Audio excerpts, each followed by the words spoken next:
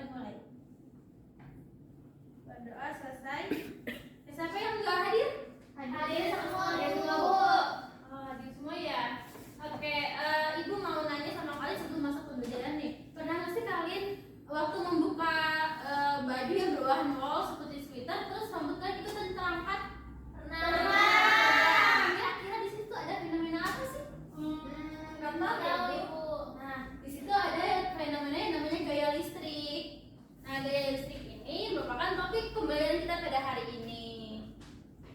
Oke, tujuan pembelajaran kita itu ada 4. Yang pertama, murid dapat menyelidiki pengaruh besar muatan terhadap gaya listrik yang dihasilkan. Terus, murid dapat menganalisis data hasil percobaan untuk merumuskan pola hubungan jarak antar muatan terhadap besar gaya listrik. Terus yang ketiga, murid dapat menyimpulkan arah gaya listrik berdasarkan interaksi jenis muatan listrik. Terus yang keempat, murid dapat menerapkan konsep gaya listrik pada produk teknologi. Nah, sebelum kita masuk ke pembahasan mengenai gaya listrik, Ibu mau kalian mengisi asesmen awal dulu. Ini untuk mengecek sejauh mana kalian tahu tentang gaya listrik. Baik, Bu. Terus untuk nilai tertinggi dari asesmen juga nanti yang akan jadi ketua kelompok. Oke, Ibu. Apakah sudah? Sudah, Ibu. Oke, Ibu cek dulu ya. Berdasarkan hasil dari asesmen tadi yang akan menjadi ketua kelompok, pertama kelompok 1 adalah Nurul, kelompok 2 Afrinda. Oke, ini Ibu ada LKM. Masing-masing satu ya. Oke. Di situ kalian buka yang pertama kita masuk ke fase 1, orientasi. Nah, di situ ada demonstrasi balon. Ibu mau perwakilan kelompok 1. Masing-masing 1 orang untuk maju demonstrasi balon. Saya, Bu. Boleh maju ke sini. Ayo semangat banget ya. Iya, Bu. Boleh sereng. Masih ada nggak, Bu? Mau. Nggak tahu balonnya, Bu. Nanti ya. Ya, saya bawa pulang. Nah, itu lengan bajunya di tangan, di tangan. Nah, ya. Nah, teman-teman yang lain perhatiin ya. Iya, Bu.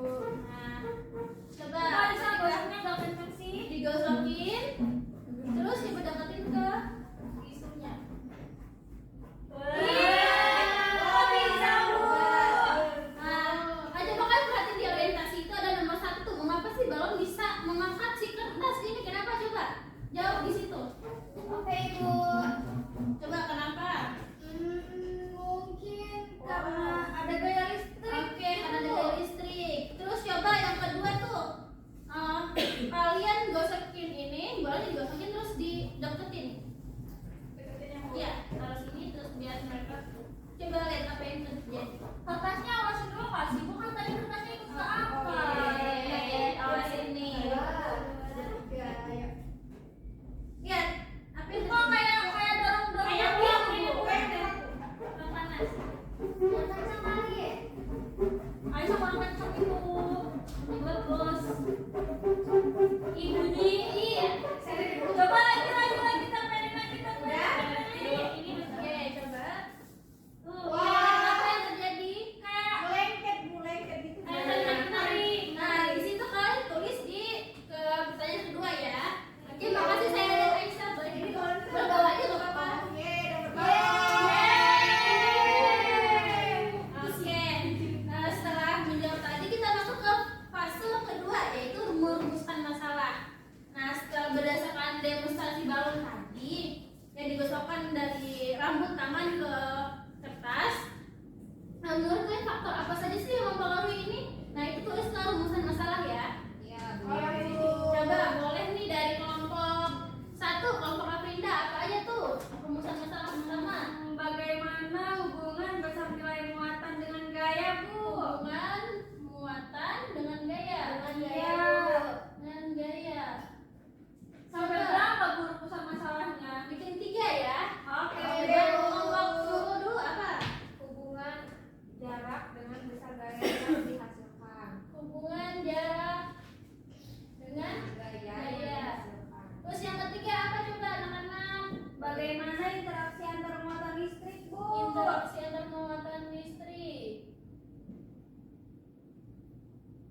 Muatan.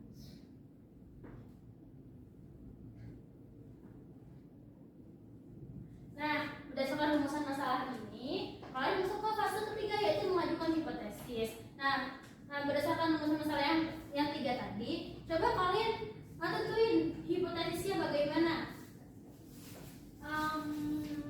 Coba hipotesis pertama apa? Ya, hipotesis satu apa? Semakin besar nilai muatan listrik, maka gaya yang dihasilkan akan semakin besar. Berarti itu ininya apa? Muatan besar, Gayanya akan semakin besar. Berarti berbanding lurus dong, Bu. oke, berbanding lurus ya. Maka gayanya semakin besar. Iya. Coba hipotesis kedua gimana? Semakin jauh jarak antar dua muatannya, maka gaya listrik yang dihasilkan akan semakin kecil. Jarak jauh, maka gayanya Semakin kecil. Kalau ini berbanding terbalik ya, Bu. ya betul. Itu hipotesis awal kita ya. Terus yang ketiga gimana? Jika dua muatan sejenis didekatkan akan saling tolak menolak. Tapi kalau dua muatan berbeda jenis, maka akan saling menarik. Sejenis dia Tolak menolak. tolak menolak. Kalau yang berbeda jenis dia tarik menarik, Berbeda Bu. jenis menarik.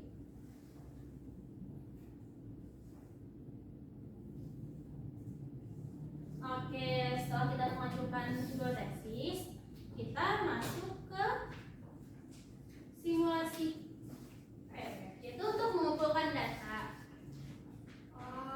Nah, di situ kalian scan ya. Oke, Bu. Scan terus masuk ke simulasinya.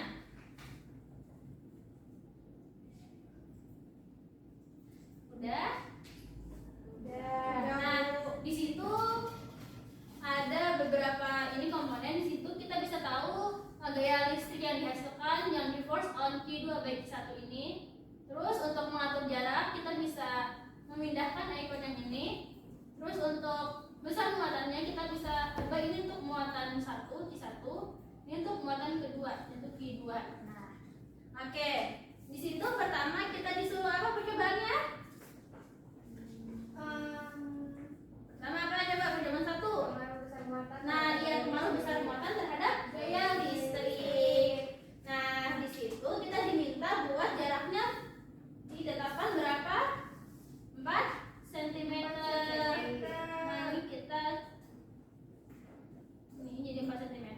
Untuk Q1-nya kita misalkan mau -4 mikrocoulomb. Nih, terus kalau Q2-nya kita bisa mau 2 mikrocoulomb. Nah, dapat kita lihat di situ gaya listrik yang dihasilkan adalah 44,938. Nah, di situ kan tulis ya anak-anak di tabel. Oke, Bu. Terus kalian lanjut ke nomor 2 dan 3 ya.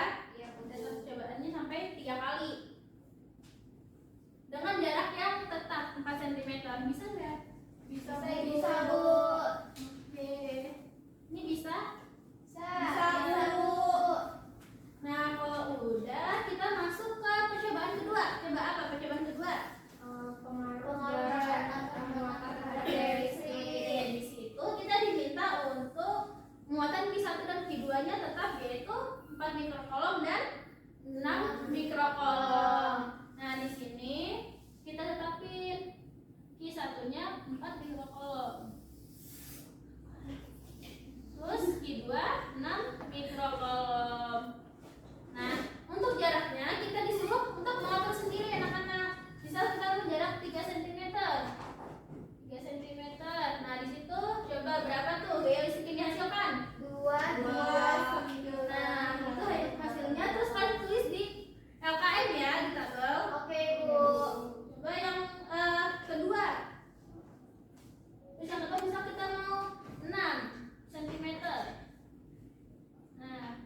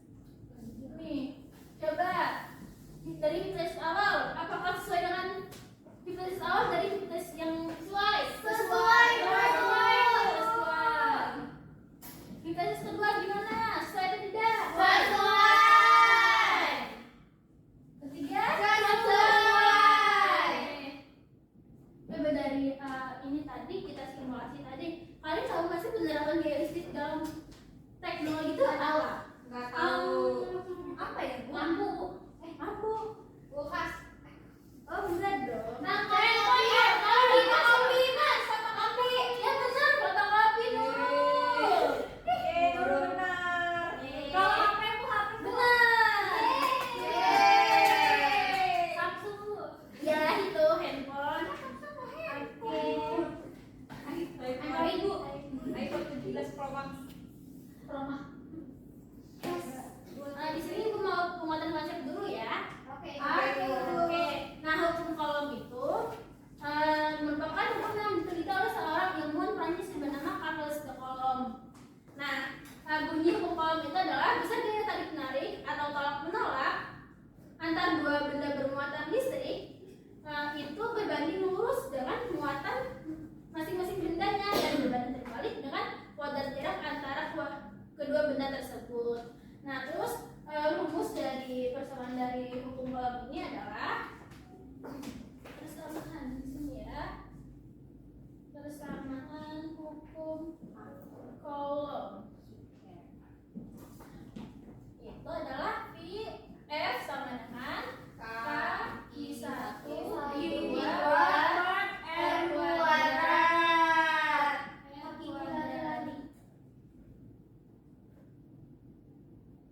Dimana F itu adalah apa? Gaya listrik. Kalau K itu konstanta, yang misalnya 9 kali 10 pangkat 9. Terus Q1 dan Q2 itu muatannya, sama R kuadrat itu jarak antar kedua muatan. Oke.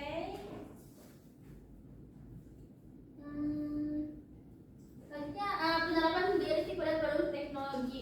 Nah, kalian tahu nggak di handphone tadi gimana sih maksudnya gaya listrik di handphone itu? Ada yang tahu? Tahu. Nah, iya, contoh screen-nya. Nah, jadi di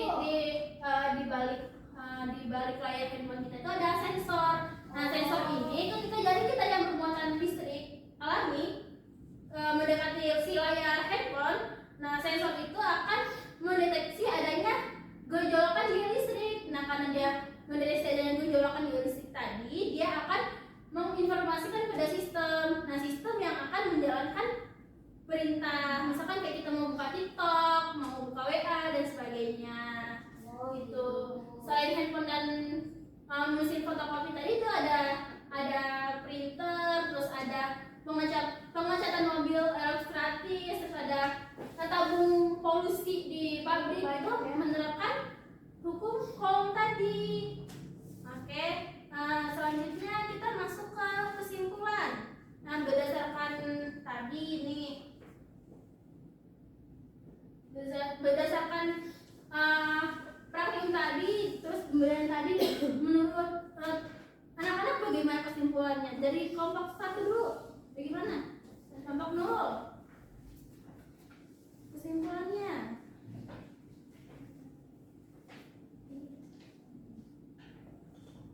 Nah, jadi kesimpulan dari kita itu, Bu, besar gaya listrik, gaya kolom itu berbanding lurus dengan besar muatan listriknya Q1 dan Q2. Nah, jadi artinya itu semakin besar muatan listriknya, gaya listriknya juga harus semakin lebih besar pula. Oke, kalau ini bagaimana? Nah, kalau jaraknya besar gaya listrik berbanding terbalik dengan kuadrat jarak antar kedua muatan. Artinya semakin jauh jarak kedua muatan, maka gaya listrik akan semakin besar. Nah, kalau interaksinya bagaimana? Dua buah benda itu bermuatan listrik, jika didekatkan akan mengalami interaksi. Kalau muatannya itu sejenis, maka akan saling tolak menolak. Kalau muatannya berbeda jenis, maka akan saling tarik menarik, Bu. Oke. Untuk penerapan dalam teknologi tadi ada apa aja tadi yang Ibu sebutin? Coba. Ada printer, Terus apa lagi? Ada HP, Ya, HP. pengecat mobil, Ya, betul. Oke. Oke. Nah, selanjutnya Ibu mau kalian mengerjakan evaluasi akhir. Ini buat penilaian kalian dari topik pembelajaran kita hari ini. Silahkan mengerjakan. Sudah dikerjakan? Sudah, Bu. Oke. Selanjutnya dari